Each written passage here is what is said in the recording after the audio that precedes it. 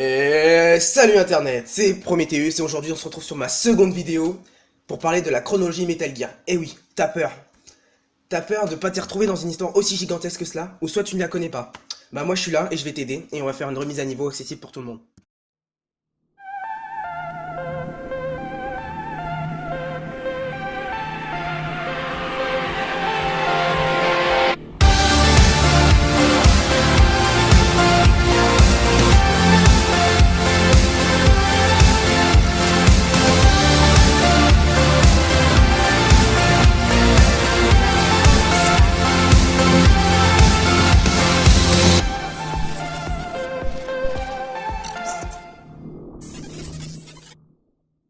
Attention, le but ici n'est pas de proposer l'ultime chronologie ou bio-intégrale de chaque personnage, mais plus revenir sur le héros se retrouvant au cœur de Metal Gear Solid 5.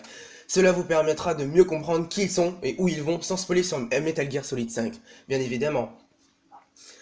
Tout d'abord, pour mieux comprendre où se situe ce nouvel épisode, voici la liste des jeux canoniques avec leur date dans la timeline.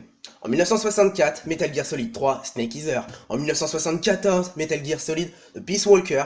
1975, Metal Gear Solid 5 The Ground Zero, 1984 Metal Gear Solid 5 The Phantom Pain, 1995 Metal Gear, 1999 Metal Gear 2 Solid Snake, 2005 Metal Gear Solid, 2007 à 2009 Metal Gear Solid 2 Son of the Liberty, 2014 Metal Gear Solid 4 Gun of Patriot. En 1935, la naissance de John, alias Liquid Snake, aka Big Boss, alias Big Boss, Punished Snake, Venom Snake, Saladin. Il est considéré comme le plus grand soldat du XXe siècle.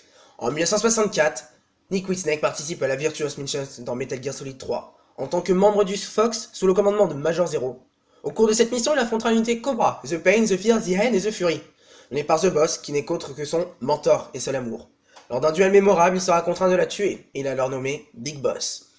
Pendant cette mission, il finira par tuer le redoutable colonel Volgin et détruire le Metal Gear Shagohod. En 1972, appelé par le gouvernement colombien, Big Boss affronte une milice locale dirigée par Kazuhira Miller. Il n'épargnera qu'un soldat, Miller. Big Boss crée alors la Militaire sans frontières et fait de Miller son homme de main. Et il quitte alors le commandement de Zero. En 1974, lors des incidents de Peace Walker, Big Boss rencontrera Strangelove et Hue Emmerich, deux scientifiques très proches, et formera une première Mother Base. La Militaire sans frontières finira par se faire trahir par la jeune Paz, une agent dirigée par Zero, ou Cypher, excusez-moi. Alors, une agent dirigée par Zero et Cypher qui souhaite faire revenir Big Boss sous ses ordres. 1975, la Mother Base est attaquée par la XOF, avec à sa tête Skullface, qui tient ses informations de Paz. Suite à ces attaques et au suicide de Paz, une bombe était placée dans son corps. Big Boss tombe dans le coma. En 1995, ils envoient Solid Snake en Afrique du Sud pour infiltrer la base Hauser Haven. Solid finira par découvrir que Big Boss est en fait le leader d'Hauser Haven. Lors d'un duel final, Big Boss meurt, une première fois. En 1999, lors de la mission Zanibar, Metal Gear 2, Solid Snake retrouve Big Boss qui avait finalement survécu, l'affronte et le terrasse au lance-flamme une seconde fois. Et la dernière.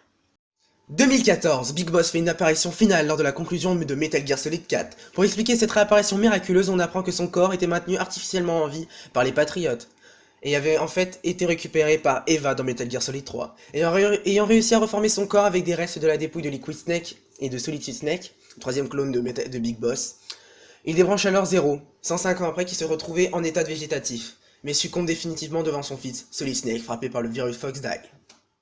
J'espère que cette vidéo t'a plu et qu'elle a permis de mieux comprendre la chronologie Metal Gear. Donc n'oublie pas de liker et de t'abonner et on se retrouve pour une prochaine vidéo.